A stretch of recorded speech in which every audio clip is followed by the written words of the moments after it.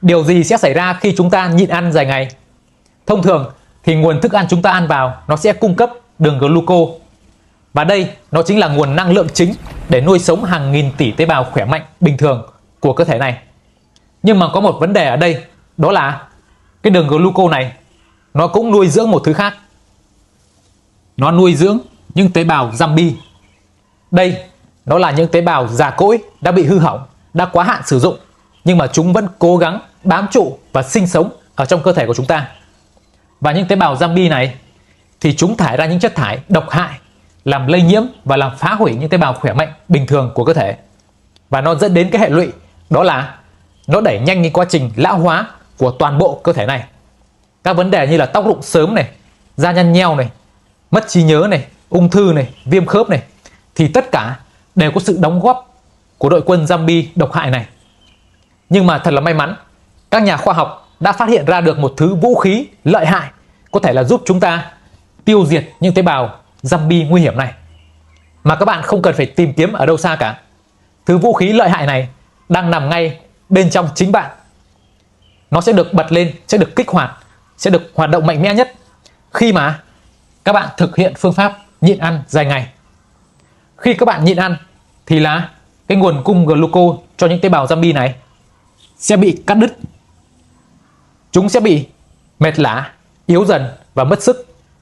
Vậy còn những tế bào khỏe mạnh bình thường của cơ thể con người chúng ta thì sao? Khi mà chúng ta nhịn ăn dài ngày như vậy thì những tế bào khỏe mạnh bình thường của cơ thể này lấy năng lượng và lấy nhiên liệu ở đâu để duy trì sự sống?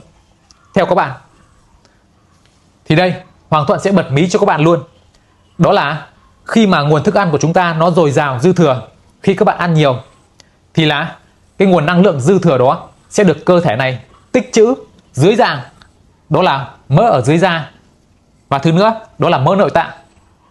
Nhưng mà khi nguồn thức ăn trở nên khan hiếm, cạn kiệt, ví dụ như là khi bạn áp dụng phương pháp nhịn ăn dài ngày, thì là cái lượng mỡ dưới da và mỡ nội tạng này sẽ được đem vận chuyển tới gan.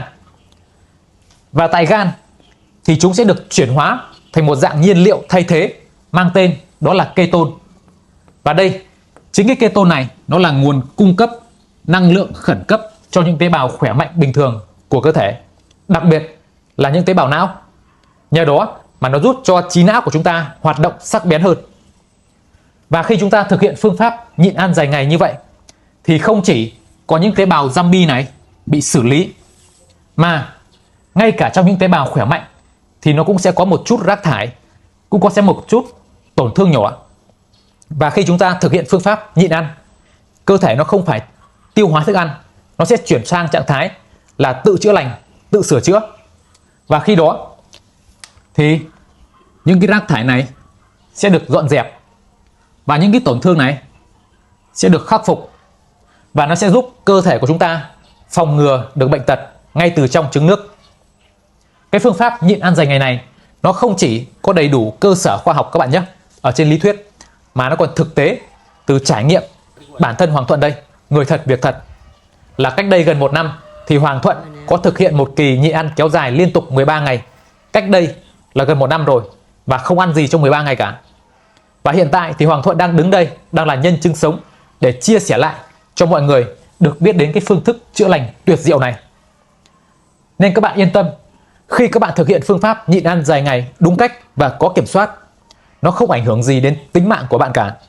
Ngược lại, nó còn giúp cho cơ thể bạn có điều kiện để tự chữa lành, tự sửa chữa. Cơ thể bạn nó sẽ khỏe mạnh hơn, sống thọ hơn, đang chờ bạn ở tương lai phía trước khi mà bạn thực hiện phương pháp nhịn ăn dài ngày này. Cho nên nếu bạn đã thực sự tin tưởng 100% vào phương pháp nhịn ăn dài ngày này và muốn tự áp dụng thực hiện ngay tại nhà của mình, thì khóa học nhịn ăn dài ngày online là dành cho bạn. Các bạn chỉ cần comment là tôi muốn xuống phần bình luận, thì Hoàng Thuận sẽ gửi thông tin khóa học nhịn ăn dài ngày online này tới các bạn.